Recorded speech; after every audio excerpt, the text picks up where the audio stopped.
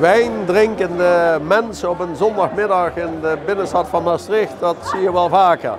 Maar nu is het toch voor een speciale gelegenheid, namelijk het 25-jarig bestaan van het sterrenrestaurant Tout à fait, midden in Maastricht.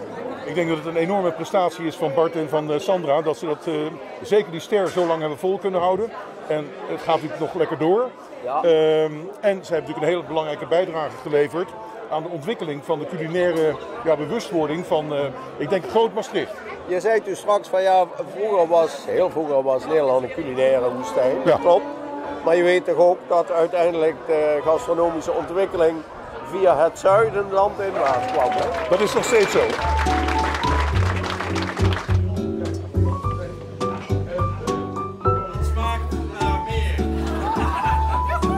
Ik had de indruk dat het toch redelijk emotioneel was, niet?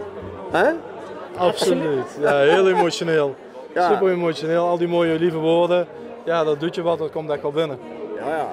En je komt bijna niet binnen, zo druk is het. Inderdaad, de zaak zo vol, ongelooflijk. Fantastisch. Hadden jullie gehoopt, maar ook verwacht?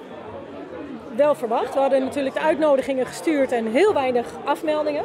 Ja, Alleen ja. maar aanmeldingen. Dan weet je al hoe laat het is. Hè?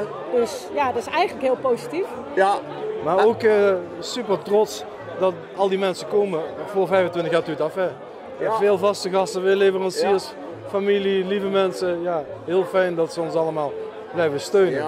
Ja, want eigenlijk is dat jullie kapitaal wat daar binnen staat, hè, wezen. Hè? Absoluut, Jullie ja. vaste klanten. Ja, Hè? zeker. Ja, daar gaat het om, daar doe je het voor eigenlijk. Ja. Absoluut, ja. Ja.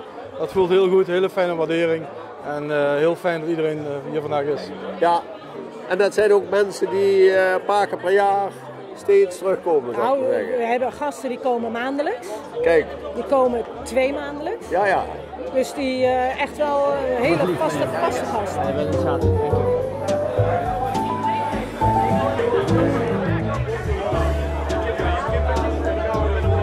Jullie zijn vaste gasten hier. Dat wil zeggen, één keer per maand of één keer de 2 maanden. Of elke week. Een keer of 6 per jaar denk ik dat we wel. Ja. Dus dat is een van de favorieten dan. Ja, zeker. Ja. Ja. En waarom? Gewoon altijd goed, hè? Gezellig, eerlijk, leuke mensen.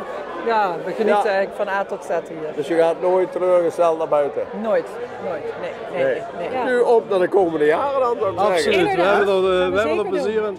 En op naar de volgende periode Tout à fait.